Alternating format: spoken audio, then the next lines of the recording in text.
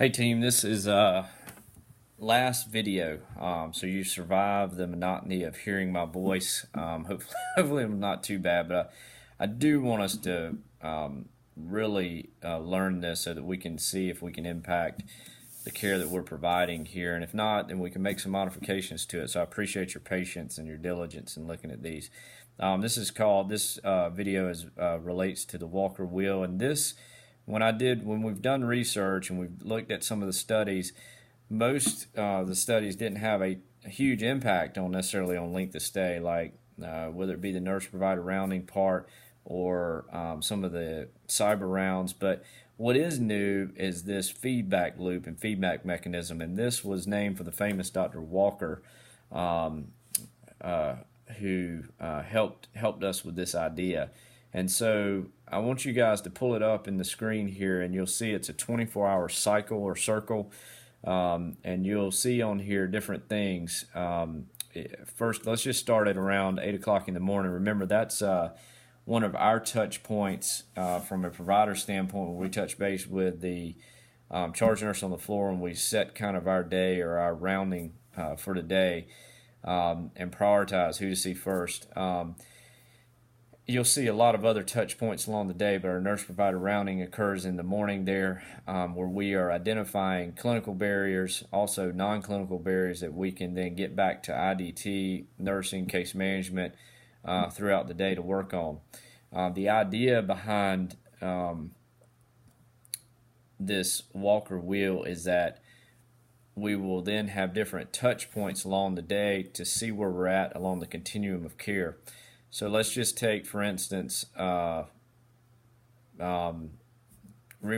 take a one actionable that we may identify as mobility or advancement of diet. Say we have a patient who came in with nausea and vomiting, and our actionable for the nurse for that day was to advance the diet. And if that diet does get advanced, then there's a potential for a discharge later that afternoon on an observation patient. So for instance, we'll have a touch point at 3 p.m.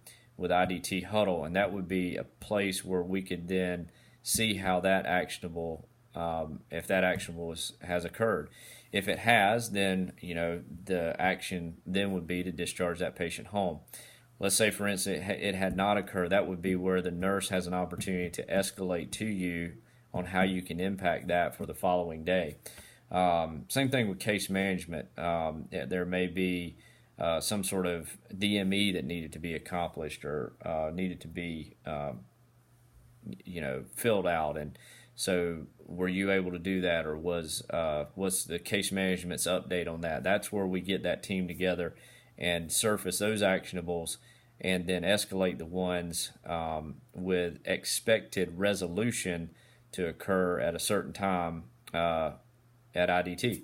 So you'll see other touch points so that some of these actionables may not be completed at the 3 p.m. IDT huddle, and then they are transferred from the AM nurse to the PM nurse so that she or he can then continue along the continuum of care and work on resolution. In that process, it's going to be paramount that our night physicians understand that they may play some role in resolution here. Probably will not be as much as the day, but that may be an opportunity for some of these touch points at night where the nighttime physician can then impact some of the actionables.